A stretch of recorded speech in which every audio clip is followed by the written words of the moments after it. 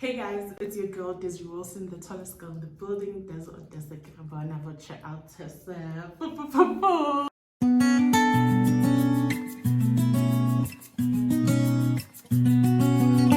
And he is the CEO of Ashanti AI.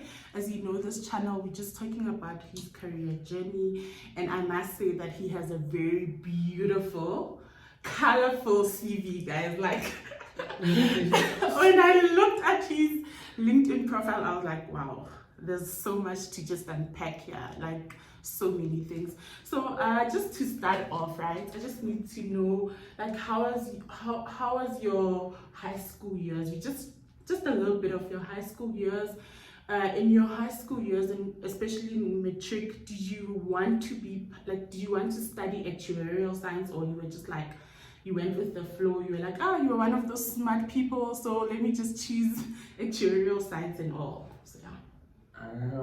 So the story of how I landed in actuarial sciences, it's funny but not funny. So it's not hilarious, but it's a funny story. So I wanted to be a CA for the longest time. Okay. So I had applied to all the accounting programs that I could apply to, and then the bursaries, like at all the big four companies, and everything was going well. And then but this is now in grade 11, right? So going to grade 12. So I think going to grade 12, I started getting, it was grade 10, grade 11, I was into Math Olympiads, right? It was relatively late for someone to be doing Math Olympiads. But anyway, that's when I got introduced, and then I got to know what an actuary was then, because the booklet had an advert from Mutual on what an actuary was. And I was like, this is interesting. And then at that time, I think Ranti had just qualified as an actuary, and I was like, this is very interesting. And I think it was the first black actuary to qualify at the time. So I was very interested in Ranti. That's Ranti. Yeah, so, but that's also a wow, guys. So then I applied, and I only applied to get a bursary with a mutual, and it was between going and studying to being a CA or to actuarial science, and then that's how I got to choose. I got the bursary from a mutual, and I was like, okay, let me try this and let's see what happens. And so that's how you got into. Wow, that's funny. Okay. That is funny because you were not even interested. It was a last minute decision. To be honest. Oh, okay. And then when you got into actuarial science, right? Obviously, there's coding modules and stuff. How was it when you first saw code in your varsity now? In university level, you're like, okay, you first saw code. Did you do C++? No, so I started coding actually in high school. Oh, wow. So we had computer studies in high school, so you had to do, but we did it in Turbo Pascal, and I think I was the last group to do Turbo Pascal, because the next group was them doing in Delphi. I think that's what the language was called.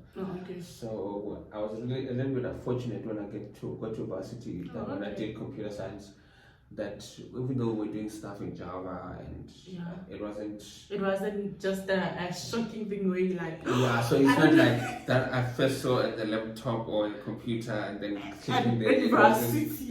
So you already had like information in terms of coding and everything, right? Yeah, but it wasn't a lot. It wasn't much. It was just high school type of thing. And then once you were in uni, like what were your challenges, especially actuarial science? We know that there are so many challenges there.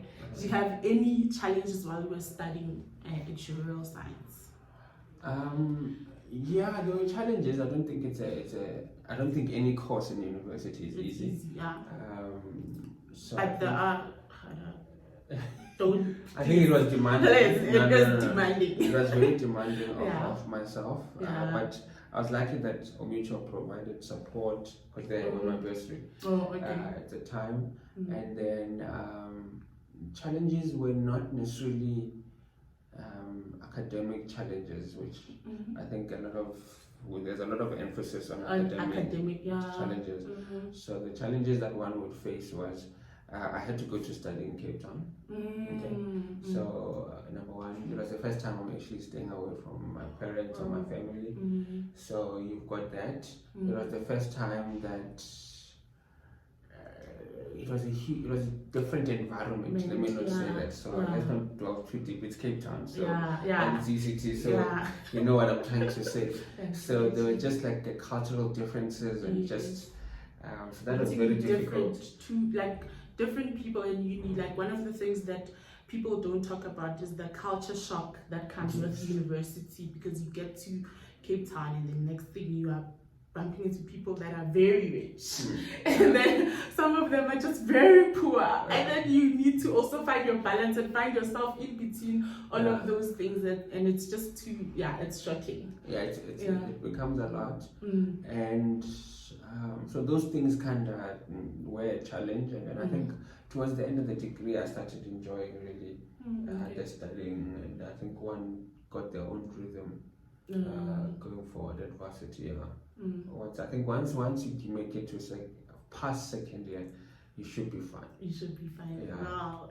Oh, I'm not sure about that.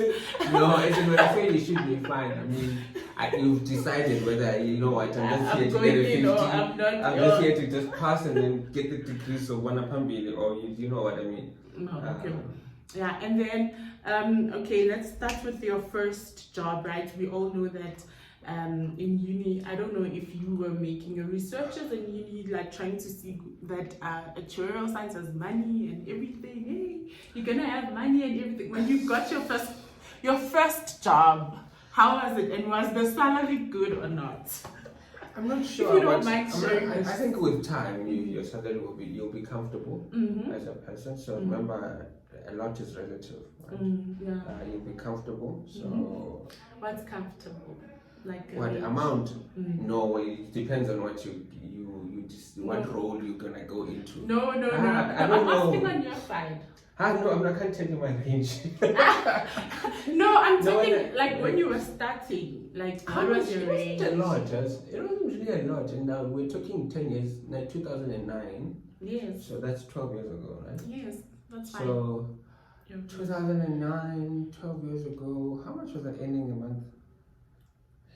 Because why do people was it around 15, 16 a month? It wasn't a lot, but I think as time goes, when you get your exams, when you qualify, and then it becomes quite a bit of money. So for them, Oh, okay. And then I just want to also touch on your corporate journey, because normally when people get into actuarial science and you start being an analyst, right? You haven't completed all of your exemptions and everything, and then you get to see and you're like, guys, life is nice, maybe the salary that you're having right now, at that time you're like, it's good enough to sustain me, right? I don't want to carry on with a right to like furthering my actuarial journey, right? So what kept you going at that time, and what made you finish off all of your exemptions so that you can be part of the FASA and everything? So I would say my journey was a little bit fortunate. I don't take the fortune away like being lucky, because I think I started working, and within 2 years I was done with my exams, because I had gotten majority of them at varsity. That's nice. And then how many exemptions did you get at GCT undergrad? I said 12 years ago. It's okay, it's fine, guys. It's okay. So, but probably I think I had to write 4 exams after. So probably 10 or 11 of them, and then you become an actuary. But then thereafter, it's whatever, the journey becomes different for everyone. So did your life change after qualifying? Did your life change extremely, or it was just okay, I just moved from 10, maybe let's say you were getting 20k and then you just moved to the 30ks? So there's difference, right? It depends on what. No, I'm talking about you. Yeah. To me, it was. I think I was always going to have a good life, if that's what you're saying. No. Whether I'm an actuary or not, It's irrelevant. So what I'm saying is, I think it's basically I could maneuver and do whatever I want to do. So by that I mean I could try out because after Omicron I went to Liberty, worked in a bigger role. It was easier to move into those roles, and then thereafter I went to other bigger roles. And then I could even think of doing what I'm doing now, right? Because of that. I think it's not necessarily the salary and the money. It's important. I'm not taking it away. It's really, really important. You still need to be able to be comfortable. But what I can tell you, some of the friends or my acquaintances, when they qualify, they start not living larger. Like you could see that the person it is was happy. Significantly like No, they were happier. So by happy I mean they're more visible. As in like they're no longer studying. You can see they're starting to spend their money however they feel is appropriate. Some of them would have had families by then, so things are a little bit different. Yeah. Okay, so at that period when you were still an actuary, what was your challenges like? In terms of work, in terms of the corporate world, because you know that the corporate world also has its own, ups and downs. So, like, what were your challenges at that period of your time in the corporate world? I think it was very tricky because I kind of discovered what I want a bit late to do what I want to do. A bit late. So maneuvering through spaces when you don't know what you want is sometimes very difficult. So that was a challenge. But the others are just growth and just even for anybody. If you can be moving from a data engineer, if you're saying if you want to be the head data scientist, whatever challenges we will face, I don't think they are unique to yourself or to myself or anything like that. It's just a matter of actually knowing what you want and preparing yourself to go there. So what will then happen is, because it took so long for me to know exactly what I want, the preparation to get what I want kind of was delayed, but that doesn't mean anything really. No, but also sometimes just to point it out, like the delays that you have in life, they also prepare you for the things that you're gonna meet up front, you know. So maybe that delay also helped you to be able to also find yourself, and be able to see what you want to achieve in the years to come. So obviously, in the corporate world, you were not into the ML. You were not. Were you coding? No. You were not coding. But I was interested in the data space. Right? No. Yeah. Okay. So what led you towards just trying to code and trying to find out about the whole ML? Because I think at that time, the whole ML stuff, machine learning, artificial intelligence at that time was still not even maybe let's just the most popular. The world conspired.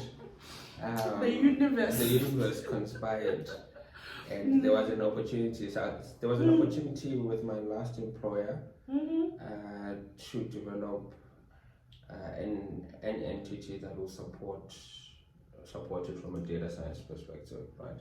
And this was in partnership with actually an academy, which is the Explore Data Science Academy. So it was then Ashanti was born out of that. Oh, that's nice.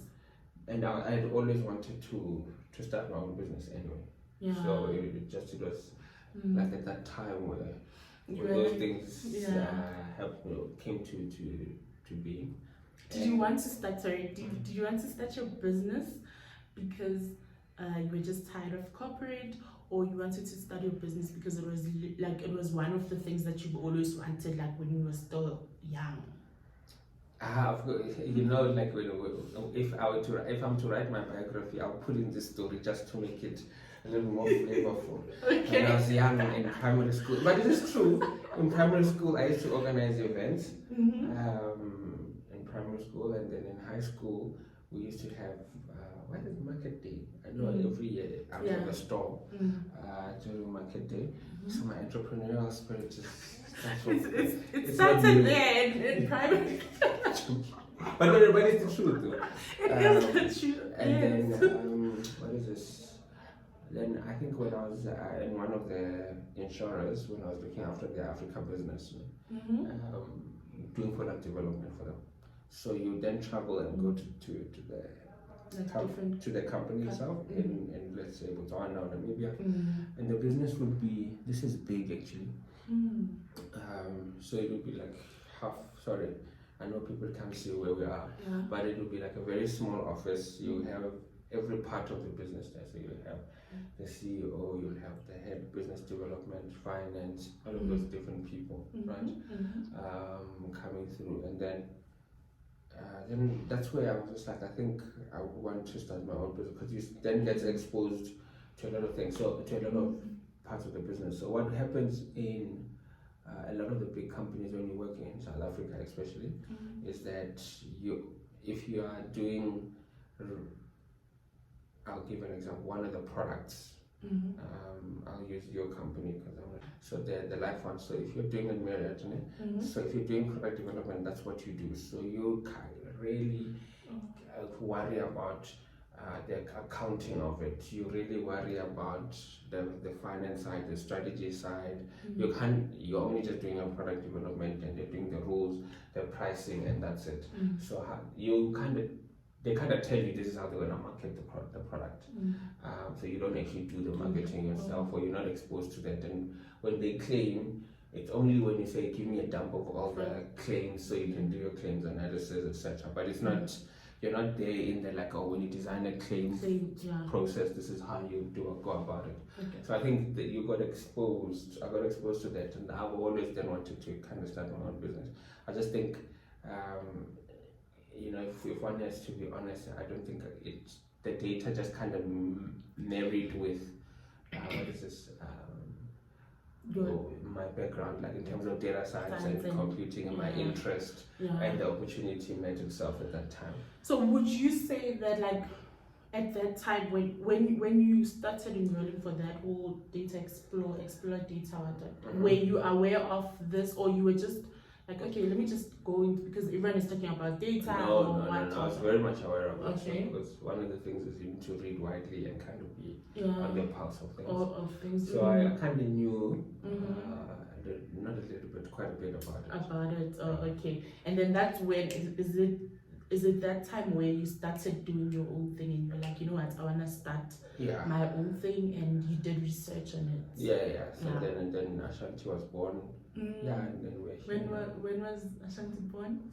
Well, officially it was 5 years ago, but no, on paper it was 5 years ago, but officially it's 4 years. Oh, okay, that's so nice.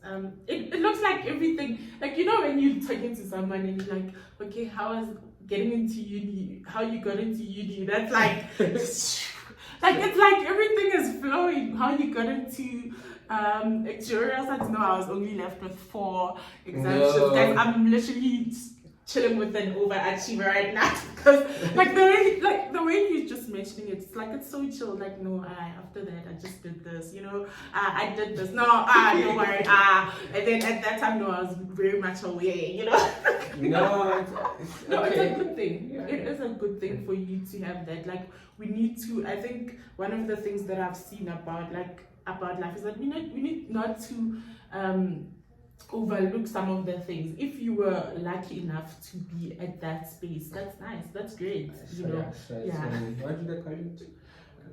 Luck meets opportunity, or whatever. Yes. And it's, guys, it's completely okay, And then when you studied about the data science, obviously, and explored data, obviously after studying you did not start like no, I didn't study data science. It was an opportunity which is that was brought by my previous employer, and then and the Expo Data Science and myself. As a matter of like, this is an opportunity that one can exploit if there's anything like that. Okay, all right, that's nice. And then when you started your baby, right? How was it like? Did you leave corporate entirely? Yeah. Did you save up, like, in terms of capital? Because we know that obviously every entrepreneur will tell you that whenever you need to start, there's something that needs to be popped out. There's capital. So as I said, I was really fortunate because look at it, guys. It's okay. So yes, I did leave corporate. That's the first question. Secondly, what is the word I'm looking for? I think the opportunity itself was okay for one to be a little bit like, as in, like, okay, I'll be able to sustain this for the next 1 or 2 years or something. So yeah, but then we've grown a little bit from then. So the team is still around. Well, as I said, there's a team of 7 of us. And what else? Yeah, and then we're doing very interesting things. Yeah. And then how is it going now? Like, are you facing any challenges as a CEO right now in terms of like working with other corporations? Because sometimes they don't pay at the like early and everything. That's the biggest problem, especially your big guys and your employer. So they don't pay, and there are different things, and I think people are still trying to understand what this is, whether it adds value or you can do it on your own. And a lot of corporate guys want to do it by themselves, right? So they want to have their own team, but it's sometimes much better to have external individuals coming in and helping you out, because we're not too attached. Well, no, that's the wrong word. We're not too lost in what needs to happen. So and then obviously we've got a delivery, so we need to make sure your model works. And I think maybe one of your challenges is that especially like with machine learning, right? You can't just like some of the models won't work spontaneously, like instantly. So you need to work extra hard, since you are also a startup, so that your model, basically, you can be able to show them like, you know what, this is what's happening, and some of the things. So how do you convince people that want the models to work instantly and be like, I want to see the results now? Now, I'm going to be honest, I think there's probably 1 or 2 projects where what we deployed might not, because of the data, because of the context, because of whatever, was probably not the what we would have liked to deploy. So that's one. But I think currently how we've been around is it's easier to sell eyes to someone who doesn't. It's like it's easier to no, that's not the right wording. But what I'm trying to say is, to the converted, it's easier to preach to the converted, right? But it's also very difficult to preach to the converted because they think they can do it themselves. So usually the individuals who speak to us, people who understand AI, who understand the value that we can bring as a business. And especially now that you've mentioned that, is that especially in machine learning and artificial intelligence, you need to know that even the data that you have, if you're giving me bad data, it's not going to do good models, So I think maybe that's one of the challenges, that if the data is already bad, it won't give you like I don't think it's the quality of the data, it's the availability of the data. That's one. Or accessibility, I think that's the right word. So the data is there, it's just you can't access it. It's either because of law, because of proprietary issues, or people just don't want to give you the data. So it's all like that. Oh, okay, thank you. In terms of, if I would ask you to explain to a 4-year-old what your company is about, what you do, what is machine learning, what is artificial intelligence, like so that you just, someone who's out there who has probably studied actuarial science and they want to branch into AI or machine learning, what do you do? Okay, so we are a data science house that basically uses, I'll break it down, that uses machine learning to solve particular problems. Right? So what is machine learning? Machine learning is just a series of methods of basically fitting a particular model to data, right? So that you can predict or you can do some classification or whatever, right? The types of problems that and usually they involve quite a lot of data, so they involve like lots and lots of data that you need to work through, right? And data cleaning. Yeah. So do you do the data cleaning side or the process? The whole process, even the deployment. Okay. So for a 4-year-old, is to, do you know when you go to McDonald's? Wow. And then you pick your burger and then it says, do you want a Coke? Or, so we build a model behind that that suggests, do you want a Coke? You most likely want to do Swena because you bought this one. I think that's the simplest. That's one. The simplest, because you just put the data that you just want burger, so it tells you, it asks you, do you want cold drink, do you want, okay, yeah, that's nice. And then also I wanted to ask you in terms of like an essay in globally, where do you see us, like in terms of machine learning, the artificial intelligence, where are we? Like I think we have a lot of intelligent people, a lot of pioneers in the space. However, I think most of them are moving abroad. Yeah. So because I think that's where maybe most of their skills are going to be used. But as I said before, I think until we can master the art of what do you call this thing? Of using what we call small ML, or using small amount of data to build a good model. Yeah, which is some branch of machine learning on its own. It's called small ML. Yeah. So if that, then I think as a continent, we're gonna get somewhere, because what you're going to have with the current ChatGPT and all this things, the poor are gonna get even poorer, and the rich are gonna get richer. What I mean by that, because we don't have a lot of data for the continent.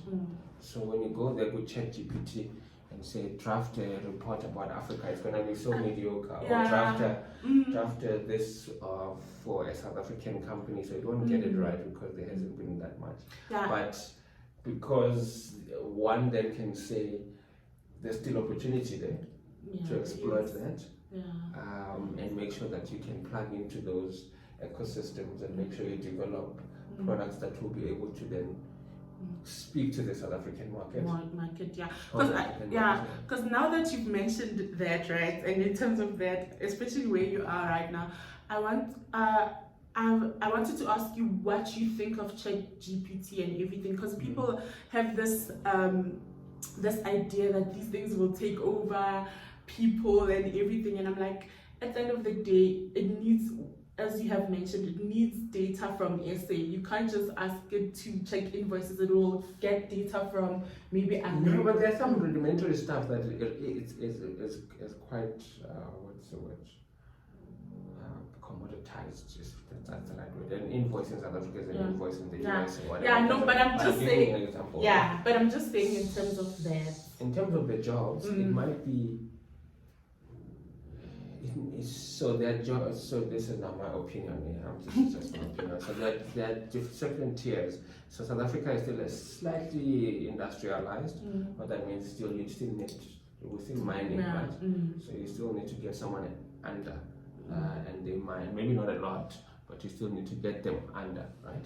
So maybe the number of people you'll need under might be, you can then use models to make sure that you're drilling down and they're being more efficient. That's number one. But a lot of the administrative, repetitive, I'm going to be very specific about that, repetitive work might disappear, but then you'll then get other work coming through. But what does that mean? You need to be super skilled for it. Well, yeah. So, for example, what do they call it? There's a prompt engineer now. This is a new role. How you basically ask the model to give you something is a skill. Because you can't just type anything, which is going to give you something. So you'll need people who are going who are then going to be in between the model and yourself. And who will also understand the data, because like I feel like in as much the reason I'm asking this is because every company has its own data, and every person that's working at that company, even if you're working with insurance at like let's say company A, you are not gonna use the same model as company B, because those are like, you have two different things. like in terms even, but they're all falling under insurance. Yeah, you can say Yeah. that. But so yeah, I think maybe my point was slightly that there will be jobs that are going, but there will be new jobs that will be made. Yeah. But it might not be as quick in South Africa. Yeah, but it is even coming. with AI, I mean, right now, like we are still not even. No, but I think the revolution is coming. But I'm not sure if it's gonna be as disruptive as everyone wants to be, but it's going to be disruptive, definitely. You think so? Yeah. Like, is it like now, in 2 years' time? Like, time frame? Very soon. Like, it's not. So remember, I think ChatGPT 3 was trained on, I forget the amount of data, and now this one is in 4 billion data points or whatever. And you know, then it's, I don't know, X amount of times smarter than GPT. Yeah. Therefore. And you still need to pay for it, the full one. Don't worry. So but what's going to happen is that all of this is going to be very exponential. Its impact, but I think life will just become better than anything else. Those are my thoughts. Oh, okay. Yeah. Thank you. I think in terms of like your career and how you went about things, we have covered like quite a bit, like in just this short period of time. I don't want this video to be long anyways, but like right now I just want us to relax and just ask you like just relaxed questions, like if there would be a song where whenever you enter the room you want them to play that song, what song would it be? Currently it's Stimela. Stimela, yeah? Yeah. Like what? Which one? That one? Which one? The Mapiano song. Okay. Yeah, that song. Oh, the Mapiano song. Why that song? I don't know. I just like it. It's just giving you the vibe. Oh, it's not that deep. I don't walk around. I don't walk around saying, "Oh, what song is gonna speak to me and my soul?" No. This is on my playlist now, so that's what I'm listening to. Yeah. So you everywhere, like we're going to America, you don't mind, like you just want that song to be played. Oh, okay, that's nice, that's great. Guys, I'm so sorry, I'm not, like I do listen to my piano, but like I don't even know that song. Maybe if I heard it, maybe you should play it while I'll just insert that Stimela song.